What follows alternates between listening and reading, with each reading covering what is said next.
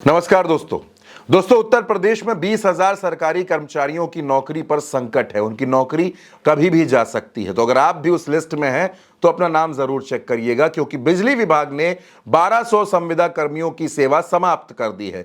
शनिवार को इसका आदेश जारी किया गया और 1200 कर्मचारियों की सेवाएं समाप्त कर दी गई हैं। और अब कहा यह जा रहा है कि बिजली विभाग में 20,000 नौकरियों पर संकट है, वो नौकरियां जा सकती हैं। क्या हो रहा है दोस्तों, मैं आपको वो बताता हूं। बिजली विभाग में 55 साल की उम्र पूरी कर चुके 1200 संविदा कर्मियों को नौकरी से निकाल दिया गया, जबकि 20,000 लोगों पर ऐसी कार्रवाई करने की तैयारी है। कहा यह जा रहा है कि बिजली विभाग के प्राइवेटाइजेशन को लेकर, यानी कि निजीकरण को लेकर यह कदम उठाए जा रहे हैं और इसका बिजली कर्मचारी बेहद पुरजोर तरीके से विरोध कर रहे हैं। दोस्तों, जो उत्तर प्रदेश में विद्युत कर्मचारी संयुक्त संघर्ष समिति है, उसने इसको लेकर अपना अपना विरोध भी दर्ज कराया। उनका कहना है कि यह गलत है और जिस तरीके से लोगों को हटाया जा रहा है उससे एक डर का माहौल बनाया जा रहा है। और जिन लोगों को हटाया गया है उनका यह कहना है कि विभाग और उपभोक्ताओं की सेवा करते हुए वो विकलांग हो चुके हैं। अब उन्हें हटाकर पावर कॉर्पोरेशन प्रबंधन भीख मांगने के लिए मजबूर कर रहा है। दोस्तों, मैं आपको बता दूं कि निजीकरण के बाद निजी घरानों की सुविधा के लिए 25% संविदा कर्मी हटाए जा रहे हैं, ऐसा कहना है इस संघर्ष समिति का।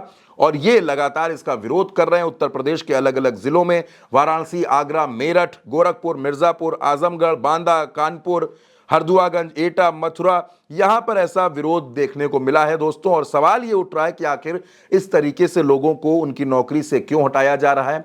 सरकार नौकरी दे नहीं पा रही है, युवाओं को रोजगार मिल नहीं रहा है, युवा भटक रहे हैं। और 1200 लोगों को आप सोच कर देखिए, उत्तर प्रदेश में 1200 लोगों को एक झटके में नौकरी से निकाल दिया गया। और अब यह तलवार जो है दोस्तों, ये तलवार 20,000 कर्मचारियों पर और आ सकती है। हालांकि इसका विरोध हो रहा है, इस फैसले का विरोध किया जा रहा है, लेकिन इन लोगों का कहना है कि इनकी कहीं कोई सुनवाई नहीं हो रही है और अब ये बेहद परेशान है। इसके अलावा 6 फरवरी को मध्यांचल विद्युत वितरण निगम एमडी के मुख्यालय का घेराव करने का भी ऐलान इस समिति ने किया है। उनका कहना है कि हम घेराव करेंगे, हम अपना विरोध प्रदर्शन दर्ज कराएंगे और जिस तरीके से लोगों की नौकरी के साथ खिलवाड़ किया जा रहा है, उनकी नौकरी जा रही है, हम इसका विरोध करते हैं।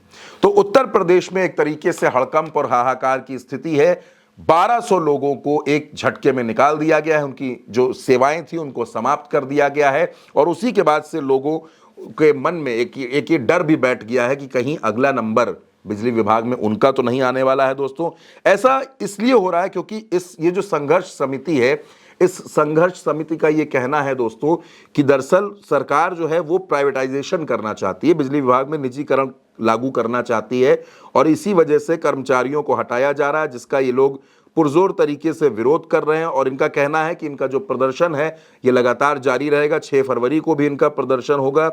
दोस्तों, इनमें मैं आपको बताऊं कि जो 1000 कर्मचारी हैं 1200 कर्मचारियों में से, वो मध्यांचल निगम के रायबरेली, उन्नाव, हरदोई, सीतापुर, लखीमपुर, बाराबंकी, अंबेडकर नगर, बहराइच, गोंडा, बलरामपुर, श्रावस्ती, सुल्तानपुर, अमेठी, शाहजहांपुर, बरेली, बदायूं, पीलीभीत में कार्यरत थे, जबकि 200 कर्मचारी लखनऊ में कार्यरत थे, जिनको निकाला गया है। दोस्तों, अब दोस्तों इनके सामने मुसीबत यह है, इनके सामने प्रॉब्लम यह है कि इनकी नौकरी तो चली गई और अब ये ईपीएफ से पेंशन भी नहीं पाएंगे, क्योंकि 2000 से बिजली विभाग में संविदा कर्मियों की नियुक्त करने का यह सिलसिला शुरू हुआ था। 18 साल तक नौकरी करने वालों के वेतन से कोई भी ईपीएफ नहीं काटा गया। 2019 में ईपीएफ जमा होने का सिलसिला शुरू हुआ। जिन कर्मियों का 48 साल की उम्र पर ईपीएफ कटना शुरू हुआ वो पेंशन नहीं पाएंगे। दरअसल उनका 10 साल ईपीएफ जमा नहीं हो सका। यानी दोस्तों, आप ये कह सकते हैं कि जिस तरीके से कर्मचारियों को निकाला गया, 1200 कर्मचारियों का, और इसमें एक आंकड़ा ये भी है कि इसमें 1200 जो संविदा कर्मी थे, इसमें 150 ऐसे थे जो परमानेंट थे, जिनको सैलरी मिलती थी। मतलब आप सोच कर देखिए, 1200 घरों में महीने में जो कुछ पैसा आता था, ये काम करते थे, पैसा आता था, आज ये नौकरी में नहीं है। अब ये अपना घर कैसे चलाएंगे, ये आगे अपना जीवन कैसे बिताएंगे, ये भी इनके लिए एक बड़ा सवाल है। लेकिन 1200 लोगों की नौकरी जा चुकी है और 20,000 लोगों की नौकरी पर अब संकट है, तलवार लटक रही है। क्या होगा उत्तर प्रदेश में, क्या उनकी भी नौकरी पर वाकई संकट रहेगा?